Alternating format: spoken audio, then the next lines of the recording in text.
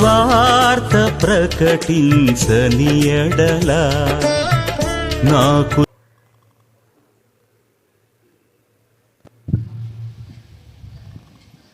హల్లెలూయా. మన ప్రభువైన యేసు క్రీస్తు అతి శ్రేష్టమైన నామమును బట్టి ఈ పూట ఈ యొక్క ఆరాధనకు చేరి వచ్చిన మీ అందరికీ ప్రేమ వందనాలు, దేవునికి స్తోత్రాలు. ఒక్కసారి రెండు చేతులు ఆకాశం అయిపెత్తి గట్టిగా దేవునికి స్తోత్రాలు చెల్లిద్దాం.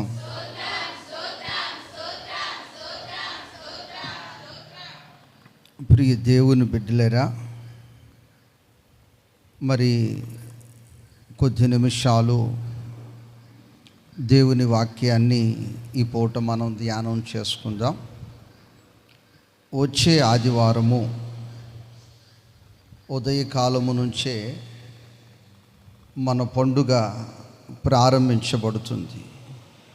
సువార్త సునాద పండుగ. ఆ పండుగలో మీరు 5 పూటలు ప్రభువుతో ఉండటానికే మీరు ప్రయత్నము చేయాలి. మన విశ్వాసులైన వారు ఆ యొక్క దినాలలో మరి ప్రాంగణంలో, మరి ప్రార్థనలో, పరిచర్యలోనే ఉంటారు. దేవునికి స్తోత్రం. అయితే అన్ని అంశాల్లో ఒక ప్రాముఖ్యమైన అంశం ఏమిటంటే, మీకు సెలవు దొరుకున్నట్లు కూడా ప్రార్థన చేస్తున్నాం. పెట్టుకోవాలని ఆశ ఉంటే సెలవు దొరుకుతుంది. దేవునికి స్తోత్రం. తప్పనిసరిగా నేను నా ప్రభువుతో ఉండాలి. మరి 5 దినాలు దూర ప్రాంతము నుంచి దైవజనులు వస్తున్నారు. నేను ఆత్మలో మండాలి, అభిషేకించబడాలన్న ఆశ కలిగి ఉన్నవారు తప్పనిసరిగా సెలవు దొరుకుతుంది. ఆమె ఏం దొరుకుతుందమ్మా? సెలవు దొరుకుతుంది వారికి. దేవునికి స్తోత్రం. ఏదో ఆఖరి రోజు అయితే సరిపోదుగా, లేకపోతే మొదటి రోజు సరిపోదా అన్న వాళ్ళకి ఖాళీయే దొరకదు, వీలు పడదు. దేవునికి స్తోత్రం.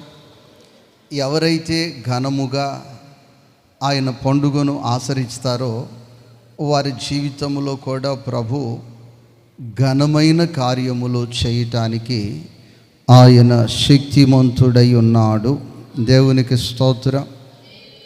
అలాగే ప్రభు ఇంతవరకు జరిగించిన పరిచర్యను బట్టి స్తోత్రాలు చెల్లిద్దాం. అలాగే పోస్టర్ల విషయములో, గ్రౌండ్ విషయములో, ఉపవాస ప్రార్థన గ్రౌండ్ స్టేజ్ విషయములో మరి కృప చూపి ఇంతవరకు కొనసాగించిన దేవునికి స్తోత్రాలు చెల్లిద్దాం. అలాగే ఇంకా మిగిలి ఉన్న పనులు, ఎనెస్మెంటు, ఇంకా మిగిలి ఉన్న పనులు కూడా మరి క్రమముగా సకాలములో పూర్తి కావటానికి కృప చూపుతున్న దేవునికి స్తోత్రాలు చెల్లిద్దాం. మరి ఇప్పటికే ప్రభు అనుగ్రహించిన ఆహార ధాన్యాలను బట్టి, వస్తువులను బట్టి, వంట నూనెను బట్టి స్తోత్రాలు చెల్లిద్దాం.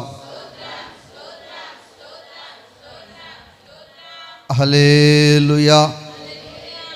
నా ప్రియ దేవుని బిడ్డలారా, దేవునికి ఈ పండుగ నిమిత్తము చేయాలి అనుకున్నది ఏదైనా చేయగలిగిన వారు, ప్రేరేపణ కలిగిన వారు త్వరగా చేస్తే అది ఎంతో ప్రయోజనముగా ఉంటుంది. ఆ విషయము ఎందుకని అన్న విషయం చెప్పి మీకు వాక్యములోనికి నేను వెళ్తాను. గడిచిన సంవత్సరములో మార్కెట్లో దోసకాయలు కొనటానికి చాలా కష్టమైంది. ఎందుకనంటే రేటు ఎక్కువ, ఆ కాయలు అనుకూలముగా లేవు. చాలా బజార్లు తిరిగిన రేటు తగ్గట్లేదు, మంచివి దొరకట్లేదు. ఎట్లయితేనే తప్పనిసరిగా దోసకాయ అనేది చాలా ముఖ్యమైన కాయ మనకి సాంబార్కి కానీ ఏదైనా కూరకి ఎట్లయితే రేట్ ఎక్కువైనా ఇవి బాగోపోయినా తెచ్చితే 3వ రోజు సాయంత్రం ఒక సహోదరులు వచ్చారు. వాళ్ళు వస్తా దాదాపు ఒక 40 కిలోలు దోసకాయలు తెచ్చారు. అది ఒక కాయ 1 కిలో కంటే ఎక్కువ ఉంటుంది. ఒక కాయ 1 కిలో కంటే ఎక్కువ ఉంది. అన్న తోటలో ఉన్నాయి తెచ్చాను అని చెప్తున్నాడు. మరలా ఇంకో విషయం చెప్పాడంటే ఇంకా ఉన్నాయని తెస్తానంటున్నాడు. నా ప్రియ దేవుని బిడ్డలారా, కూరగాయలన్నిటికంటే ఆ దోసకాయలకి నేను కష్టంగా డబ్బులు కట్టాను. ఎందుకనంటే క్వాలిటీ తక్కువ, ఆ రేట్ ఎక్కువ అన్నట్లు. అది ఆ ప్రారంభంలోనే చేస్తే చాలా బాగుండేది అనిపించింది నాకు. దేవునికి స్తోత్రం. నా ప్రియ దేవుని బిడ్డలారా, నేను చిన్నతనంలో ఉన్నాను, పరిచర్య చేస్తా ఉన్నాను. ఆ యొక్క చర్చిలో ఇలాగే ఈ సైన్యం మూలనే ఒక పెద్ద బాప్నిసాల తోటి ఉంది. అక్కడ ఏప్రిల్లోనే మీటింగ్స్ జరుగుతాయి. అయితే 3 రోజులు మీటింగ్ జరిగాయి. చివరి రోజు 4వ రోజు మధ్యాహ్నంతో మీటింగ్ క్లోజు, బాప్నిసాలతో మీటింగ్ క్లోజ్ అయింది. ఆ తల్లి చివరి కూటానికి తెచ్చింది. 10 కోళ్ళు తీసుకొచ్చింది. 5 కోళ్ళు కలిపి ఒక కట్ట కట్టింది, 5 కోళ్ళు కలిపి ఒక కట్ట కట్టింది. ఆ చివరి రోజు కూటానికి తెచ్చి చర్చిలో పెట్టింది. ఈ అలసిపోయిన వారు, సేవకులందరూ కూడా అలసిపోయిన వాళ్ళు, బాప్నిసాలు అయిపోయాయి, ఎటోళ్ళటు వెళ్ళిపోయారు. అంటే ఎవరికి వారు అలసిపోయిన పరిస్థితిలో ఉండి ఇవి అలా గంతు వేసుకుంటా ఈ 2 గ్రూపులు కూడా ఆ బాప్నిసాల తోటలో పడిపోయాయి. సాయంత్రానికి చూస్తే 10 చచ్చిపోయి. అంటే ఆ తల్లి చాలా ఖరీదైంది ఇచ్చింది, కానీ అది ఇవ్వవలసిన సమయంలో ఇవ్వనందున ఉపయోగము లేకుండా, ప్రయోజనం లేకుండా, ఆమెకు ఆశీర్వాదం కూడా లేకుండా అయిపోయింది. ఆమె తర్వాత ఏం బాధపడుతుందంటే, సాతాను నన్ను ఫస్ట్ రోజునే తీసుకొద్దాం అనుకున్నా కానీ తీసుకురాని లేదు, 2వ రోజు తీసుకొద్దాం అనుకున్నాను కానీ తీసుకురాని లేదు, 3వ రోజు తీసుకొద్దామంటే తీసుకురాలేదు, 4వ రోజు మధ్యాహ్నం తెచ్చాను, ఉపయోగం లేకుండా అయిపోయిందని ఆమె కూడా బాధపడింది. ఆ రోజు అవి చూసి సేవకులు చాలా బాధపడ్డారు. ఇది మొదటి రోజు కానీ అప్పగించుంటే చాలా ఉపయోగకరముగా ఇది ఉండేది. దేవునికి స్తోత్రం. కాబట్టి ప్రియ దేవుని బిడ్డలారా, మనం ఇచ్చే కష్టార్జితం కావచ్చు, వస్తువు కావచ్చు, అదేదైనా అది ఈ పండుగకు ఉపయోగకరముగా, ఈ పండుగకు ప్రయోజనకరముగా ఉండునుగాక. హల్లెలూయా, హల్లెలూయా. అదే మీరు ఏదైనా ఇవ్వాల్సింది ఇస్తే ఆ సేవకులకు ఒక ప్లాన్ వస్తుంది. ఓహో, ఇది ఉంది కాబట్టి ఇది ఒక 2 రోజులు సరిపోతుంది, ఇంకొక 2 రోజులకి నూనె ప్లాన్ కావాలి అనేది. మీరు ఆ 2వ రోజు సాయంత్రానికి తీసుకొస్తే ముందు కొని పెట్టాలో లేదో తెలియదు. దేవునికి స్తోత్రం. కాబట్టి ప్రియ దేవుని బిడ్డలారా, ఏది ఏమైనా మనము మన ప్రభువుకు చేసేది అది పండుగకు ప్రయోజనకరముగా, దేవుని నామానికి మహిమకరముగా, మన కుటుంబానికి దీవెనకరముగా ఉండునుగాక. ఆమేన్, ఆమేన్. 68వ కీర్తన 6 వాక్యాన్ని మనం చదువుకుందాం. 68వ కీర్తన 6 వాక్యాన్ని.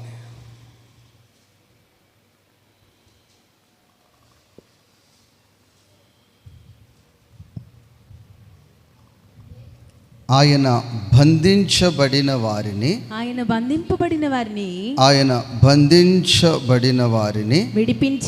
విడిపించి వారిని వర్ధిల్ల చేయువాడు. దేవునికి స్తోత్రం. ఒక మనిషి ఏ బంధకాలలో బంధించబడి ఉన్నా, ఆ మనిషి ఎంత భోజనము తిన్నా, ఆ మనిషి ఎంత నీరు తాగినా, ఆ మనిషి ఎంత సంపాదించినా, ఆ మనిషికి ఎన్ని కోణాలలో కలిసి వచ్చినా, ఎంత ఆదాయము వచ్చినా, ఆ వ్యక్తికి ప్రయోజనము లేదు, ఉపయోగము లేదు. ఎందుకనంటే ఆ వ్యక్తి బంధించబడి ఉన్నాడు. ఏమై ఉన్నాడు? బంధించబడి ఉన్నాడు. బంధించబడి ఉన్నాడు. బంధించబడి ఉన్నాడు. బంధించబడి ఉన్నాడు. అయితే ఇంతవరకు నీవు ప్రభువా నన్ను ఆశీర్వదించు, ప్రభువా నన్ను వర్ధిల్ల చెయ్యి, ప్రభువా నన్ను దీవించు అని నీవు ప్రభువుని ప్రార్థన చేస్తున్నావు, మంచిదే. కానీ నీ జీవితంలో ఈ దినము చేయవలసిన ప్రార్థన, నన్ను విడిపించి వర్ధిల్ల చెయ్యి ప్రభువా అన్నాడు. నన్ను విడిపించి వర్ధిల్ల చెయ్యి ప్రభువా అని అడగాలి.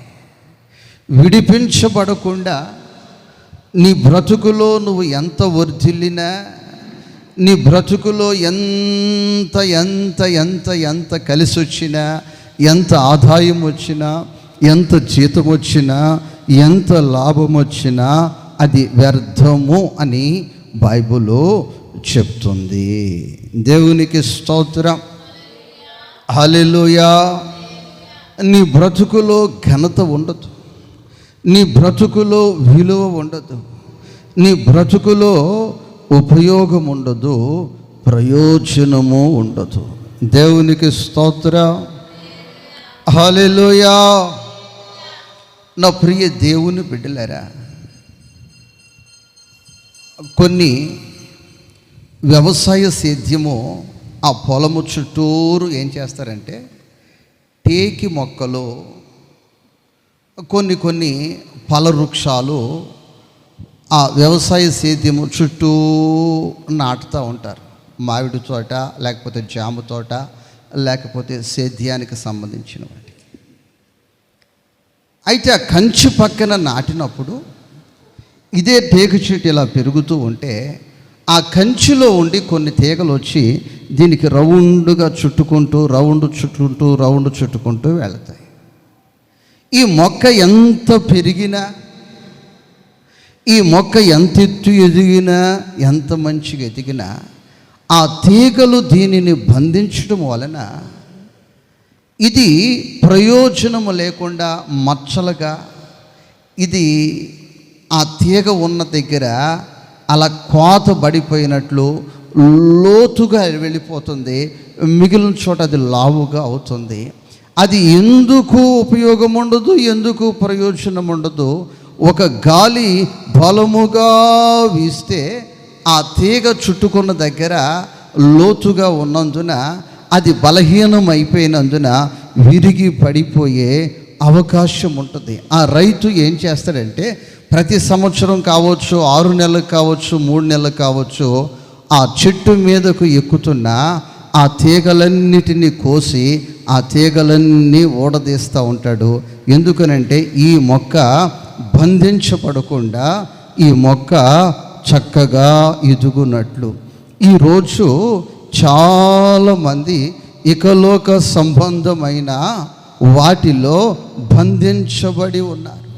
బంధించబడిన వారికి ఎంత లాభమే వచ్చినా, ఎంత ఆదాయమే వచ్చినా, ఎంత కలిసి వచ్చినా, ఎంత దీవెన వచ్చినా ప్రయోజనము లేదు, ఉపయోగము లేదు. అందుకే ఈ పూట ప్రభువు చెప్తున్న మాట, నిన్ను విడిపించి నేను వర్ధిల్ల చేస్తాను.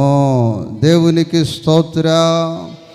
నిన్ను విడిపించి నేను వర్ధిల్ల చేస్తాను. మత్తయి సువార్త 21 అధ్యాయము 2-3 వాక్యాలు త్వరగా చదువుకుందాం. మీ ఎదుటినున్న గ్రామమునకు వెళ్ళుడి.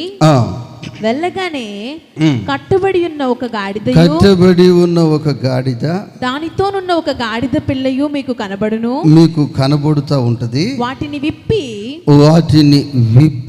నా యొద్దకు తోలుకొని రండి. దేవునికి స్తోత్రం. ఈ విషయాలు ఎవరితో చెప్తున్నాడంటే వినేవారితో చెప్తున్నాడమ్మా. ఆమె ఎవరితో చెప్తున్నాడు? వినేవారితో చెప్తూ ఉన్నాడు. మన పెద్దలు చెప్తారు ఏంటంటే, ఒక రైతు దగ్గర చాలా ఎద్దులు ఉంటాయి, చాలా ఎద్దులు ఉంటాయి. కానీ రైతు దేన్ని పొడుస్తాడు, దేన్ని తరుముతాడు, దేన్ని కొడతాడంటే బండి లాగే దానిని, నాగలి దున్నే దానినే కొడతాడు. ఆ విధముగా ప్రభు ఎవరితో చెప్తున్నాడు? సంఘ కాపరి ఎవరితో చెప్తున్నారు? దైవజనురాలు ఎవరితో చెప్తున్నారంటే వినేవారితో చెప్తారు. ఎవరితో చెప్తారమ్మా? వినేవారితో చెప్తారు. ఆ దినాల్లో కూడా ప్రభు దగ్గర చాలామంది ఉన్నారు. చాలామంది ఉన్న అందరికి కాకుండా కొందరికి చెప్పాడు. ఏమని చెప్పాడంటే, అయ్యా మీకు పక్క గ్రామానికి వెళ్ళండి, మీ ఎదురుగా ఉన్న గ్రామానికి వెళ్ళండి, మీకు సమీపముగా ఉన్న గ్రామానికి వెళ్ళండి, మీకు దూరముగా ఉన్న గ్రామానికి వెళ్ళండి. వెళితే అక్కడ కట్టబడి ఉన్న గాడుద, దేవునికి స్తోత్రం, ఇక్కడ విప్పబడి ఉన్న గాడిద కాదు, స్వతంత్రముగా తిరుగుచున్న గాడిద కాదు, కట్టబడి ఉన్న గాడిద.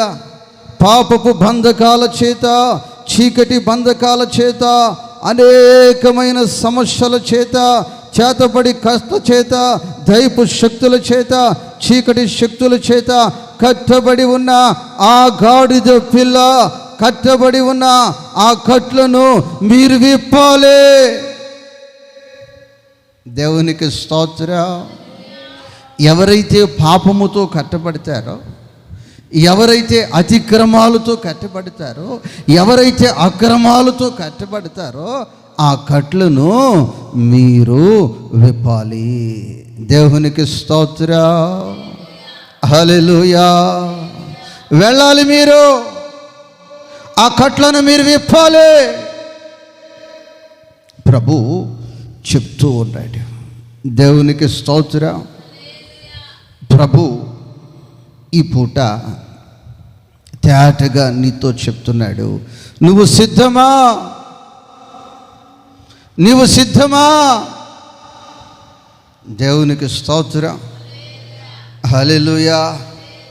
మీరు దేనికి సిద్ధంగా ఉన్నాడంటే, ఈ ఎలక్షన్ ఎప్పుడు వస్తుందో అప్పుడు దాని కొరకు మీరు సిద్ధంగా ఉన్నారు. దేవునికి స్తోత్రం. దేని కొరకమ్మా? ఎలక్షన్ ఎప్పుడు వస్తుందా అంటే, ఎందుకంటే కొత్త బట్టలు ఇస్తారు, ఇంకేమేమి ఇస్తారమ్మా? అమ్మమ్మ డబ్బులు ఇస్తారు, ఇంక ప్యాకెట్లు ఇంక చాలా ఇస్తారు. దానికి మీరు సిద్ధంగా ఉన్నారు. దేవునికి స్తోత్రం. ప్రభు అంటున్నాడు, కట్టబడి ఉన్న గాడిద ఆ కట్లు విప్పటానికి, నేను పంపిన చోటుకు వెళ్ళటానికి నువ్వు సిద్ధమా? సిద్ధపడుమా ఓ సంగమా,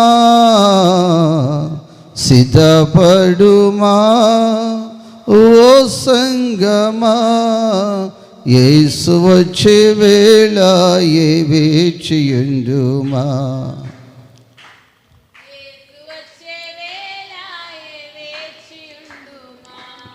నా ప్రియ దేవుని బిడ్డలారా, ఆ శిష్యులు ఆ గాడిద దగ్గరకు వెళ్ళిపోయారు. ఆ గాడిద పరిస్థితులు చూసినట్లయితే అది అక్రమముతో కట్టబడి ఉంది, అన్యాయముతో కట్టబడి ఉంది, లంచగొండితనముతో కట్టబడి ఉంది, దురవ్యసనాలతో కట్టబడి ఉంది, పాపపు వ్యసనాలతో కట్టబడి ఉంది. ఆ కట్టబడి ఉన్న దాని మీద ఒక వ్యక్తి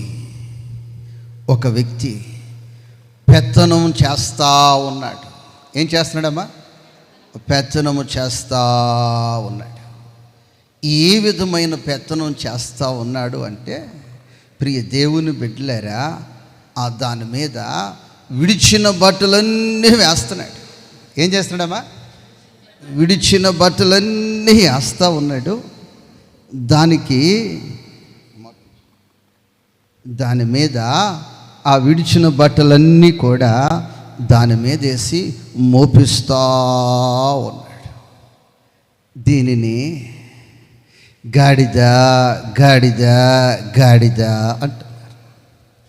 ఇది ఏమి గాడిద అంటే మురికి బట్టలు మోసుకొని పోవు గాడిద. చెప్పండి అమ్మ, ఏ బట్టలు? కట్టబడి ఉన్న గాడిద, మురికి బట్టలు మోసుకొని పోయే గాడిద. దేవునికి స్తోత్రం.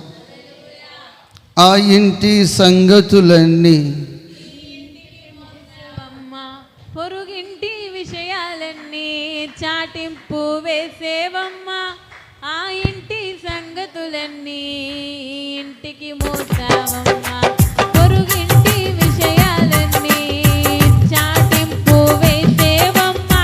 ఇక్కడి మాటలు అక్కడ చెప్పి మంచిని చెడుగా తిప్పి, ఇక్కడి మాటలు అక్కడ చెప్పి మంచిని చెడుగా. ఇక దీని పని ఇక మోసుకొని పోయే పని.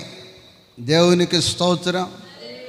ఇక అలా ఈ ఇంటి దగ్గర అక్కడికి, ఆ ఇంటి దగ్గర ఇక్కడికి, ఇక్కడి అక్కడికి మోసుకొని పోయే వాళ్ళకి అమ్మ విలువ ఉంటుందా? స్వప్న ఏంటి కృప చెప్తున్నా అమ్మ? విలువ ఉంటుంది వాళ్ళకి. ఇంకా వాళ్ళకి ఏదైనా విలువ ఉంటుందా? విలువ లేని బ్రతుకు. ఏ బ్రతుకమ్మా? విలువ లేని బ్రతుకు. దేవునికి స్తోత్రం. ఆ విలువ లేని బ్రతుకు ఎవరు బ్రతుకుచున్నారు? ఆ పరువు లేని జీవితాన్ని ఎవరు జీవిస్తూ ఉన్నారో? కుటుంబానికి భారముగా, సమాజానికే భారముగా అలాంటి వారికి విలువనివ్వటానికి నా ప్రభువు శిష్యులను పంపాడు. దేవునికి స్తోత్రం. ఆ శిష్యులు అక్కడికి వచ్చి అలాంటి హీనమైన స్థితిలో, అలాంటి హీనమైన బ్రతుకులో బ్రతుకుతున్న ఆ గాడిద కట్లను విప్పుతూ ఉన్నారు. దేవునికి స్తోత్రం. గాడిద చూస్తూ ఉంది. ఏం చేస్తుందమ్మా? దానికి ఇప్పుడు అంత ఘనత లేదు. ఇప్పుడు దాన్ని అలా పట్టించుకున్నవారు లేరు. ఇప్పుడు దాన్ని అలా సమీపించిన వాళ్ళు లేరు.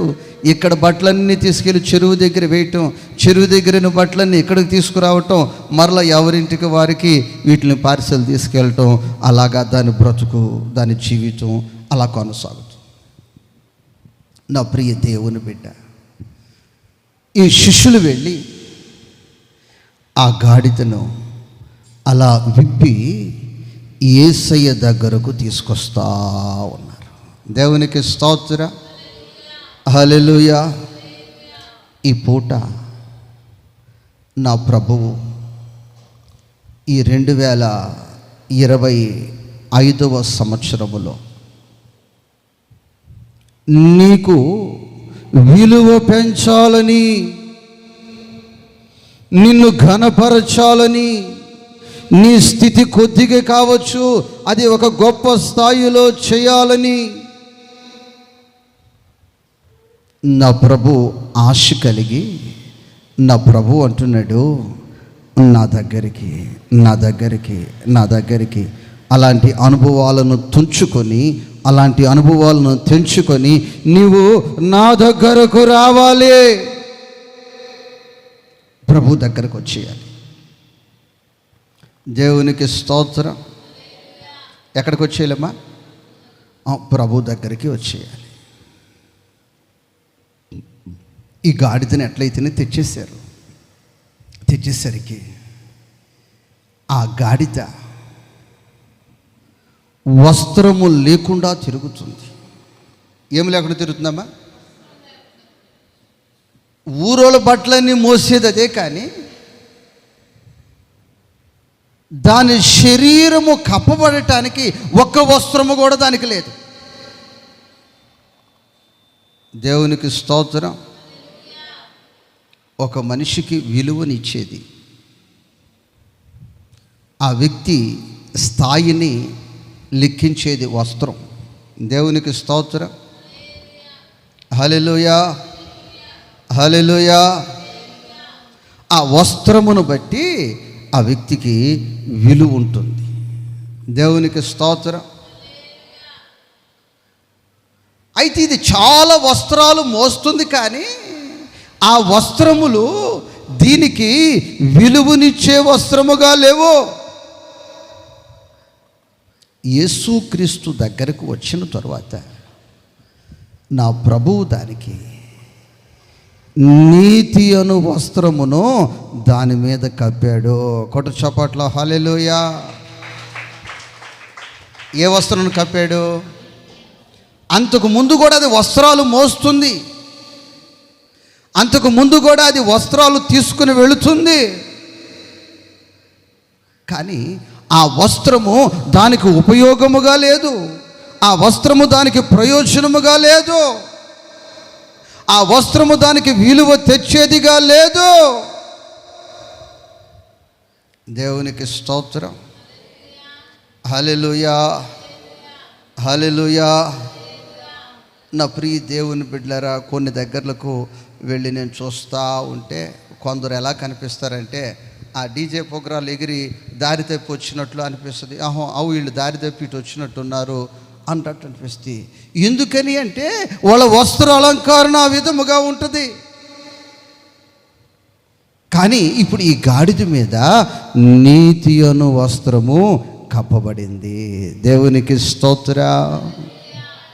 నా ప్రియ దేవుని బిడ్డలారా, నా ప్రభువుని నువ్వు సమీపిస్తే, నా ప్రభువు దగ్గరికి కానీ నువ్వు రాగలిగితే ఆయన నీ మీద కప్పే వస్త్రము ఏమిటంటే నీతి అను వస్త్రము.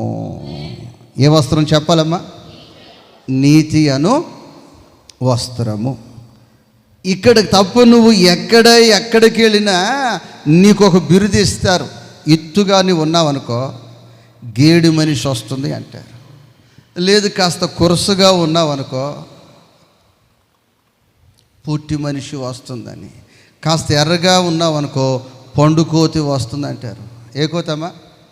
లేదు కాస్త సామాను సాయి నలుపులో ఉన్నావనుకో ఏంటి కాకిట వస్తుంది. ఏమంటారమ్మా?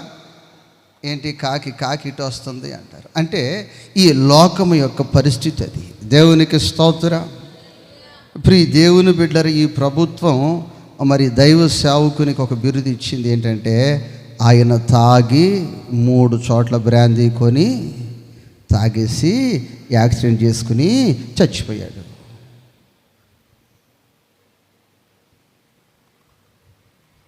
కొంటం చూసాం,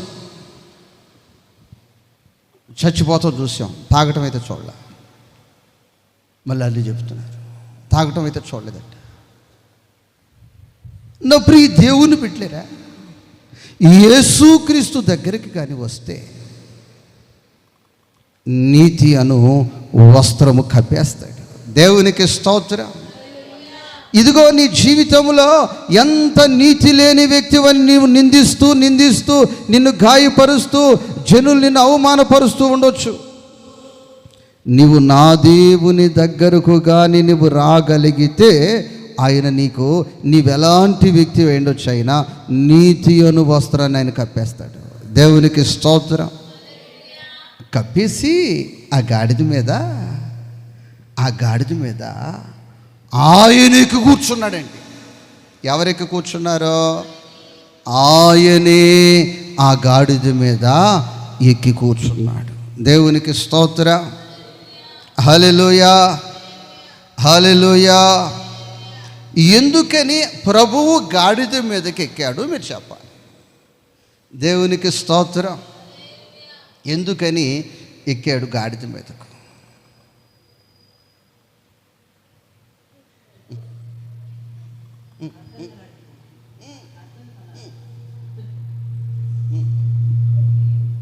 దేవునికి స్తోత్రం. ఎందుకని గాడిద మీదకి ఎక్కాడు? యేసు ప్రభు బరువు గడిచిన వారంలో నేను చెప్పాను, సుమారు 85 కిలోలు. ఎంతమ్మా చెప్పాలమ్మా? ఎన్ని కిలోలు? 85 కిలోలు.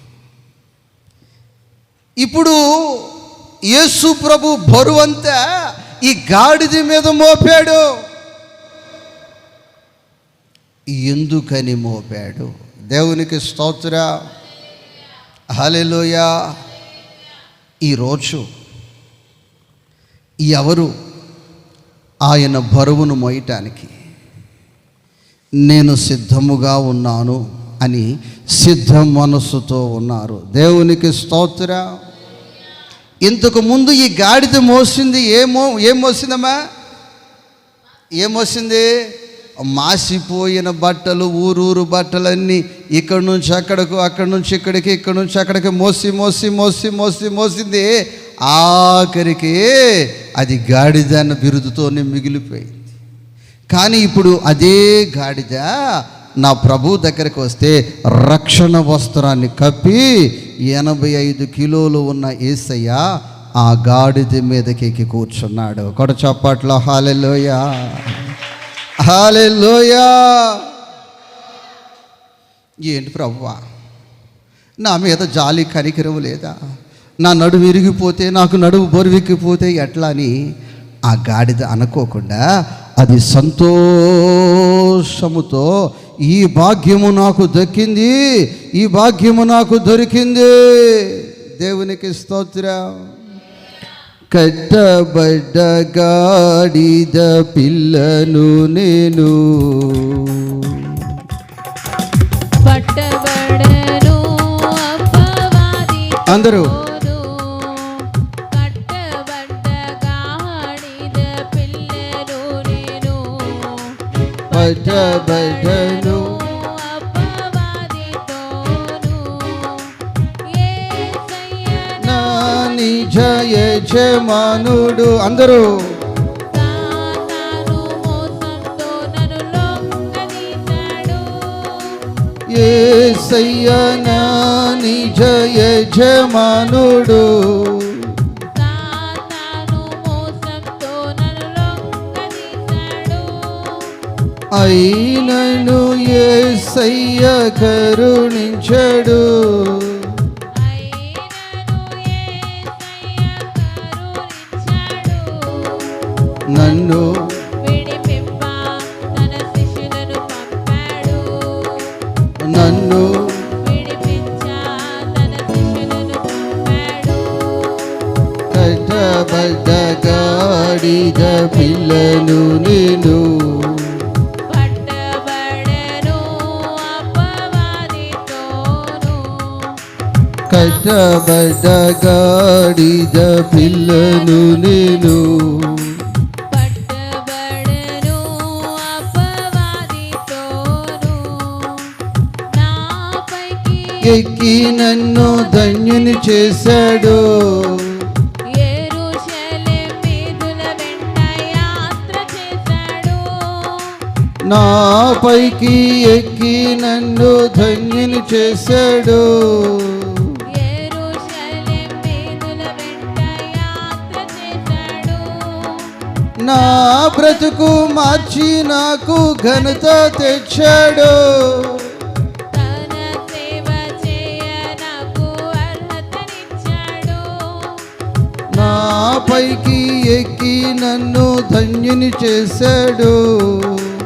యెరూషలేము వీధుల వెంట యాత్ర చేశాడు. యెరూషలేము వీధుల వెంట యాత్ర చేశాడు.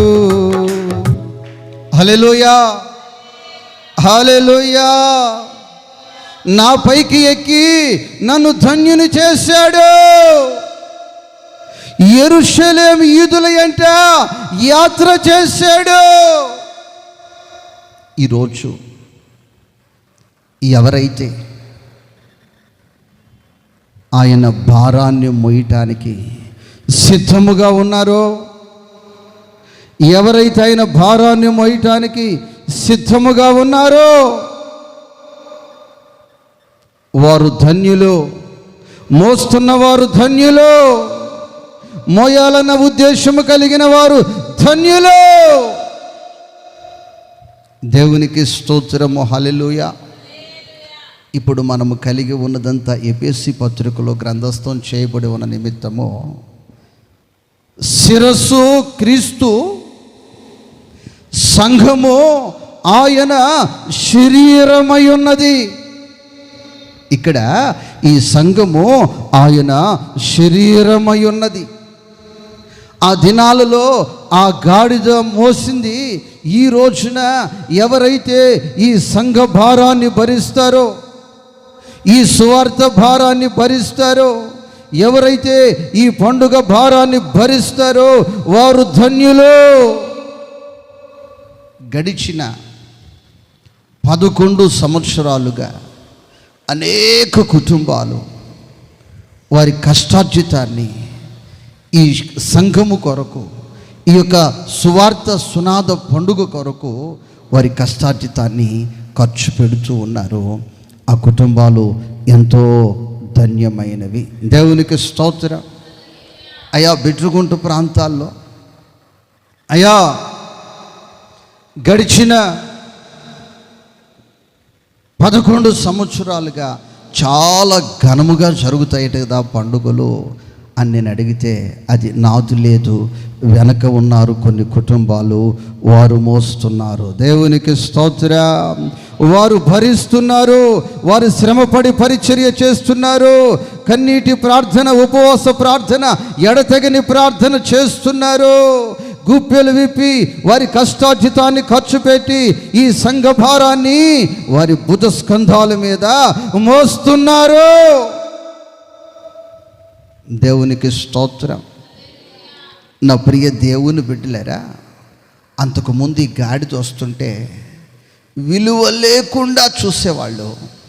ఇప్పుడు ఈ గాడిద వస్తూ ఉంది. ఈ గాడిద వస్తుంటే ప్రియ దేవుని బిడ్డలారా, యెరూషలేము కుమార్తెలు ఖర్జూర మట్టలు దాని పాదములకు ధూళి అంటకుండా కింద పరుస్తూ ఉన్నారు. దేవునికి స్తోత్రం. స్వాగతం పలుకుతున్నారు. యెరూషలేము కుమార్తెలు తమ పై వస్త్రములను తీసి ఆ దారి పొడుగా పరుస్తున్నారు. ఆ గాడిదకి ఎక్కడైనా బురద అంటుద్దేమో, మట్టి అంటుద్దేమో అని ఆ దారంతా వస్త్రాలు పరుస్తూ, ఖర్జూరపు మట్టలు పరుస్తూ పరుగున వెళ్తా ఉన్నారు.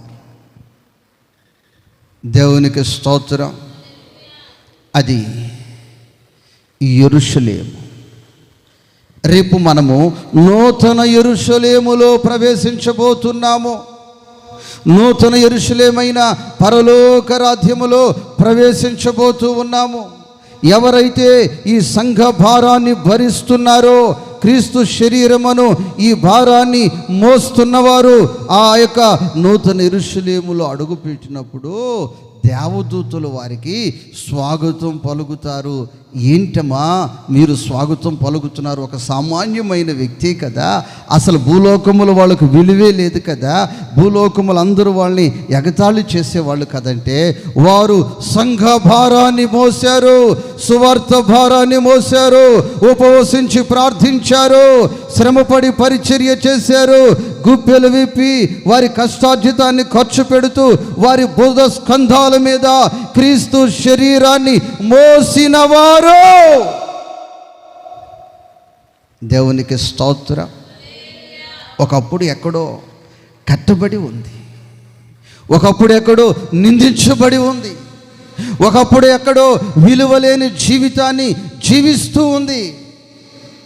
ఇప్పుడు ఈరోజు యేసయ్యన ఆ యొక్క గాడిద మీద ఉన్నందున ప్రియ దేవుని బిడ్డలారా, దానికి ఎంతో విలువ.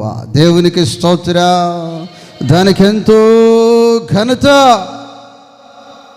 ఈరోజు ఎవరైతే యేసయ్యా నువ్వు నాలోనే ఉండాలి, నువ్వు నా మీదే ఉండాలి, నేను నిన్ను మోస్తాను అని ఇష్టపడతారో వారికి విలువ ఉంది. దేవునికి స్తోత్రం.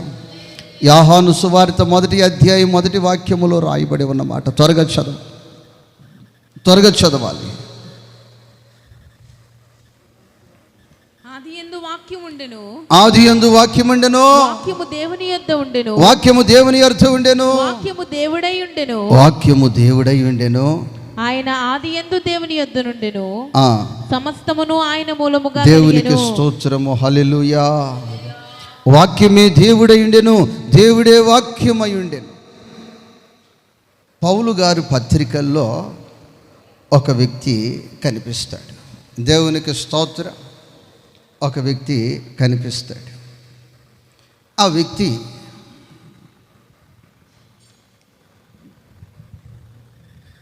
ఒక పరిస్థితుల ప్రభావాన్ని బట్టి చెరసాలలోనికి వెళ్తాడండి. చెప్పాలమ్మా, దేనిలోకి వెళ్తాడు? చెరసాల్లోనికి వెళ్తాడు. ఈ చెరసాల్లో ఉన్నంతకాలం అక్కడ అపోస్తుడైన పౌలు గారు ఈ వ్యక్తికి దేవుని వాక్యం చెప్పాడు. ఈ చెరసాల్లో ఈ వాక్యమంతా విని ఈ వాక్యాన్ని గుండెల నిండా వాక్యముతో నింపుకున్నాడు. దేవునికి స్తోత్రం. ఈ హృదయం అంతా దేంతో నింపుకున్నాడమ్మా?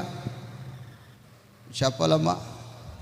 కక్ష, ద్వేషము, ఇక నీతో నేను పలకను, ఇక నీ వైపు ఇక నేను చూడను, ఇక నువ్వు పెళ్లి చేసుకుంటే ఇక నేను రాను, ఇక నీ కార్యాలకు రాను, నేను చచ్చిపోయిన ఇక నిన్ను నేను పిలవను. ఇక వీటితో నింపబడ్డా, వాక్యముతో నిండిపోయాడు. దేవునికి స్తోత్రం. ఇప్పుడు ఈ వాక్యముతో నిండిపోయిన వ్యక్తి ఈ వాక్యాన్ని మోసుకుంటూ వెళ్తున్నాడు. ఈ వ్యక్తి ఆ చెరసాల నుంచి బయటకు వచ్చేసాడు. ఎవరైతే ఈ వ్యక్తి మీద నిందలు మోపారో, ఎవరైతే ఈ వ్యక్తి మీద కేసులు పెట్టారో వారు ఈ వ్యక్తిని వాళ్ళ ఇంటికి తీసుకెళ్ళి రాజమర్యాదలు చేస్తున్నారు. దేవునికి స్తోత్రం. ఎందుకనంటే ఒక దైవజనుడు సాక్ష్యం చెప్తున్నాడు. ఇప్పుడు ఈ వ్యక్తి ప్రయోజనకరమైన వ్యక్తి. ఒకప్పుడు గాడిదే, ఒకప్పుడు కట్టబడి ఉంది. పాపముతో, ద్వేషముతో, దొంగతనముతో, అక్రమముతో కట్టబడి ఉంది. ప్రభు ఈ వ్యక్తిని విడిపించాడు. ఈ వ్యక్తి మీద ప్రభు ఉన్నాడు. ఈ వ్యక్తిలో ప్రభు ఉన్నాడు. ఈ వ్యక్తి ఏ స్థలములో అడుగు పెట్టినా అక్కడ శుభము జరుగుతుంది, అక్కడ క్షేమము జరుగుతుంది అని ఎప్పుడైతే సాక్ష్యం ఇచ్చాడో ఆ వ్యక్తికి విలువ మారింది, స్థితి మారింది, పరిస్థితులు మారాయి. కాబట్టి నీ జీవితాన్ని నా దేవుడు కనపరచాలని, నీ కుటుంబాన్ని నా దేవుడు కనపరచాలని ఆయన ఆశపడుతున్నాడు. ఎవరైతే ఆయన వాక్యాన్ని మోయగలుగుతారో, ఎవరైతే ఆయన సంఘ భారాన్ని మోయగలుగుతారో, ఎవరైతే బాధ్యత గలవారై, ఎవరైతే భారము కలవారే జీవితాన్ని కొనసాగిస్తారో, విశ్వాస జీవితాన్ని కొనసాగిస్తారో వారికి నా దేవుడు విలువ పెంచబోతున్నాడు. దేవునికి స్తోత్రం. ఇప్పుడు ఈ గాడిదకి విలువ పెరిగింది. ఈ విలువ పెరిగి ఎక్కడకు దీని అడుగులు పడుతున్నాయంటే యెరూషలేము వీధులలో యాత్ర చేస్తూ యెరూషలేముకు వచ్చింది. ఒకప్పుడు పేడ దెబ్బల మీద, చెట్లెంపట, చెరువులెంపట, పుట్లెంపట తిరుగుచున్న ఈ గాడిది ఎప్పుడైతే యేసయ్య ఎక్కాడో దాని నడక మారింది, దాని అరుపు మారింది, దాని స్థితి మారింది, దాని బుద్ధి మారింది, దాని పరిస్థితులు మారి యెరూషలేములోనికి అది వచ్చేసింది. దేవునికి స్తోత్రం. ఈరోజు యేసుని నేను మొయ్యాలి. ఎప్పుడైతే ఈ సంఘ భారాన్ని నువ్వు మోస్తావో నీ విలువ మారుతుంది, నీ స్థితి మారుతుంది, నీ పరిస్థితులు మారుతున్నాయి. 85 కిలోలు బరువున్న యేసయ్య ఆ గాడిద మీద ఎందుకు కూర్చుండంటే ఆయన నడిచి వెళ్ళలేక కాదు, ఆ గాడిదని కూడా యెరూషలేములోనికి తీసుకుని వెళ్ళాలని. యెరూషలేములోనికి ఆ గాడిద వెళ్ళాలంటే యేసయ్య దాని మీద ఉంటేనే ఆ గాడిదని వెళ్ళనిస్తారు. యేసయ్య దాని మీద ఉంటేనే ఆ గాడిదను వెళ్ళనిస్తారు.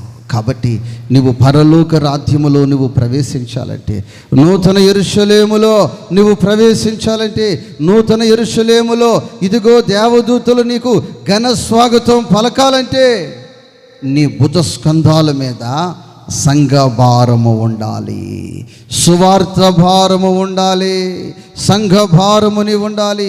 ఈ క్రీస్తు శరీరమైన ఈ సంఘ భారాన్ని నీవు మోయగలిగినంత మోయగలిగితే, నీవు మోస్తూ ఉంటే ఆ నూతన యెరూషలేములో నీకు స్వాగతం పలుకుతారు. దేవునికి స్తోత్రం. ఈ గాడిద మీద కానీ యేసయ్య ఎక్కకపోతే, ఆ నీతి అను వస్త్రము దాని మీద కప్పకపోతే, యేసయ్య దాని మీదకి ఎక్కకపోతే ఆ యెరూషలేము, ఆ సిటీలోనికి ఈ గాడిద అడుగు పెట్టే అవకాశము ఉండేది కాదు. కాబట్టి ప్రియ దేవుని బిడ్డలారా, ప్రభు ఈ పూట నీతో, నాతో, మనతో మాట్లాడి ఉన్నాడు. ఆయనను ఎప్పుడైతే మనము సమీపించి ఆ భారాన్ని మనం మోస్తామో మన స్థితి మారుతుంది. ఆయన మనతో చెప్తున్నాడు, ఇదిగో ఈ సువార్త పండుగ ద్వారా కట్టబడి ఉన్న గాడిదలు ఇప్పబడునుగాక, ఈ పండుగ ద్వారా అనేకమైన కట్టబడి ఉన్న గాడిదలన్నీ ఆయనకు సమీపముగా వచ్చి వాటి స్థితి మార్చబడును గాక. ఈ మాటలు మీ వినికిడిలో నా దేవుడు నీరు కట్టి ఫలింపచేయును గాక. అందరూ మోకరించిన ప్రతి ఒక్కరూ చేతులెత్తిన ప్రతి ఒక్కరూ నోరు తెరచి, యేసయ్యా నీకు స్తోత్రాలు స్తోత్రాలు స్తోత్రాలు. నా పైకి ఎక్కి నన్ను ధన్యుని చేశాడు, యెరూషలేము ఈదుల ఎంట. అమ్మ మోకరించమ్మా.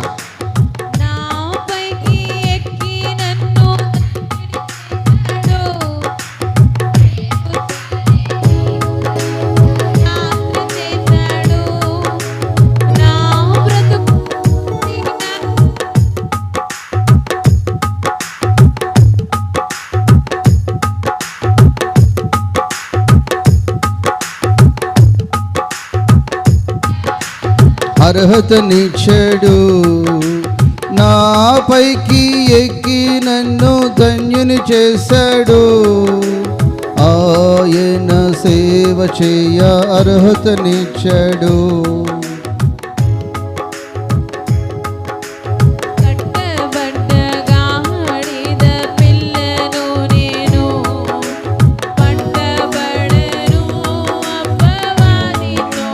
అయ్యా అపవాది చేతిలో నుంచి విడిపించయ్యా.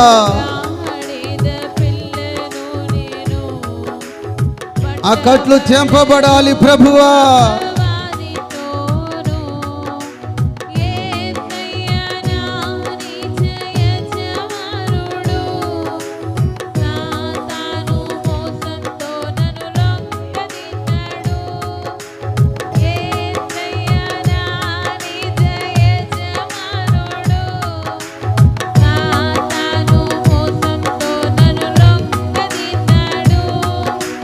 అయినను యేసయ్య కరుణించాడు,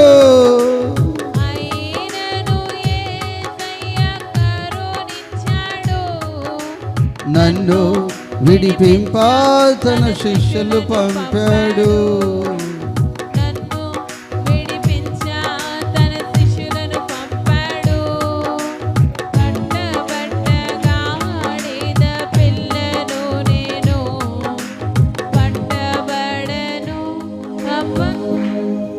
అయ్యా నీకు స్తోత్రాలు స్తోత్రాలు స్తోత్రాలు. అయ్యా విడిపించు ప్రభువా, విడిపించు ప్రభువా. ఎవరైతే తండ్రి సాతానుతో పట్టబడ్డారో, సాతాను కబంధ హస్తాల్లో చిక్కిపోయారో, అట్టి వారందరూ విడిపించబడాలి.